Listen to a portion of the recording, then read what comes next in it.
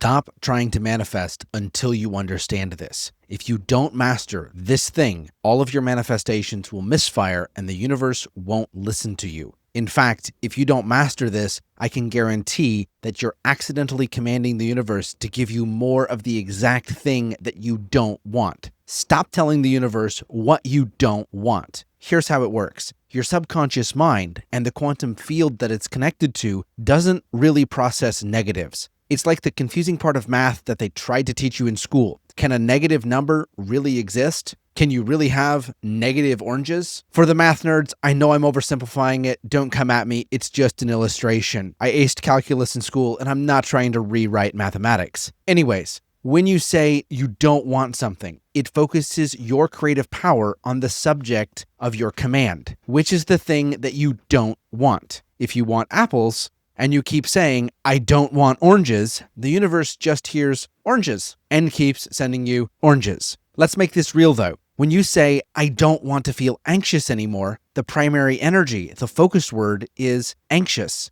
You're shining a super powerful flashlight of awareness on the subject of being anxious.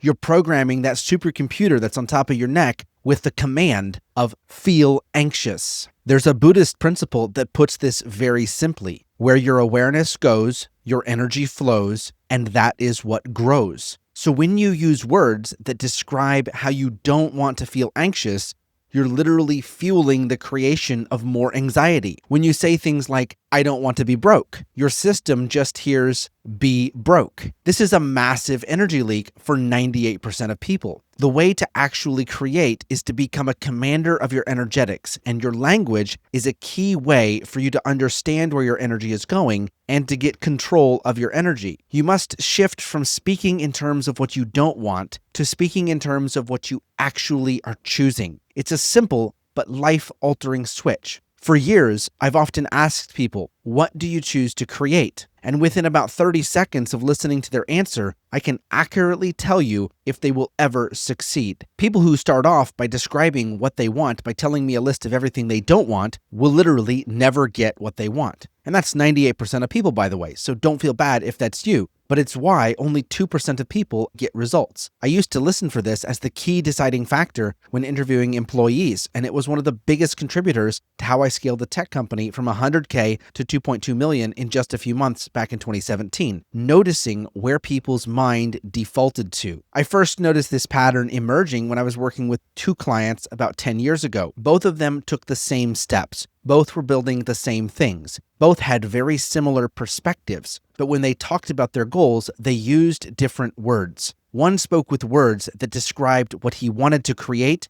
and the other spoke with words that described what he did not want to create. I hope I don't have to tell you which one succeeded and which one kept hitting roadblock after roadblock after roadblock. So instead of saying, I don't want to be broke, the override command is, I choose to create financial abundance. Instead of saying, I don't want to be around toxic people, the override command is, I choose to build healthy, peaceful, aligned connections. Instead of saying, I don't want to feel anxious, the override command is, I choose to feel confidence and peace. Feel the power in that? You're giving your energy a clear, positive, creative instruction. You're telling it exactly where to go, not where not to go. This isn't woo-woo. It's mastery of neuroscience at work in your day-to-day life, creating extreme mental clarity. Your neurons start firing down new pathways, and your mind starts showing you new opportunities that actually align with that new point of focus. It's like when you get a new car and you start seeing a lot of that same make and model of car. Not because there's more of them that suddenly exist, but because your brain now has a reason to make you notice that model of car because it relates to you and your experience. This is how you hack this supercomputer to make it show you things that relate to the life you're actually choosing to create. You can apply this to your personal life, your business,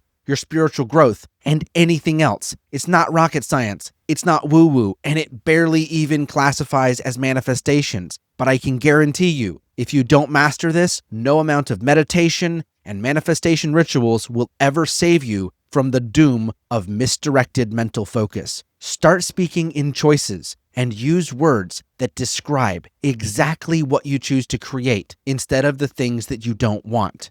and watch how your reality will reorganize itself around your command. Now, embodying this is a neurological and energetic rewiring journey. Because your brain has been conditioned to send neurons down the wrong path, you need to do something right now to get the shift rolling. And your subconscious only listens when you take action. So let's start by anchoring this into your brain chemistry right now. Reinforce this by typing, "I choose to speak in terms of what I choose." Write that in the comments. Or write, "I choose to speak with focus on what I choose." Or some other version of this that works for you. Take a deep breath as you type it. And let that shit sink in fully. Let it mesh and meld into that squishy little supercomputer on the top of your neck. And then go write down some more creative choices in a journal that specifically describe the life you choose to create for yourself. And I'll see you on the flip side in the timeline that you choose to create.